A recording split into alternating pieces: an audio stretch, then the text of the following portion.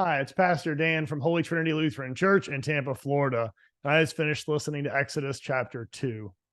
In this chapter, we're introduced to an important name, Moses, who had an extraordinary, miraculous beginning to his story. He escaped death by being adopted into Pharaoh's family by his daughter. Now, that's pretty remarkable. Moses' mom put him in a basket, and guess who picked him up? The Pharaoh's family, which is completely remarkable. But as quickly as we see this story of Moses being spared from death, we see as the chapter continues that Moses would not stay in that place of favor.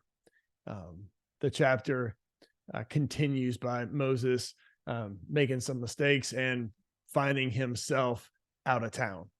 Now he flees Egypt.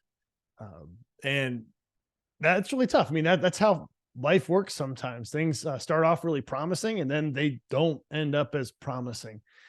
However, the story is not over yet. And what's interesting about Exodus chapter 2 is that Moses is fleeing, right? And his unfolding of that is not the end of this chapter, but what do we see? We see God being referenced as we hear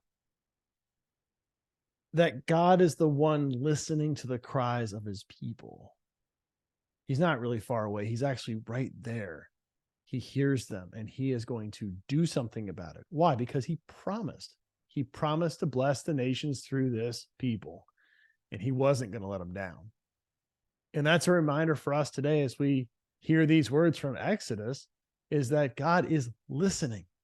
He's listening to his people, and he knows the trouble before us, the things that are bothering us, life that is both good and also hard, but he hears us.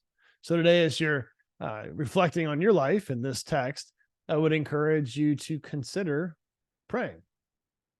Maybe you haven't prayed in a while, or maybe you've prayed, but there's some more things you want to pray about today. Take a moment to do that, trusting that he hears you, wants to hear you.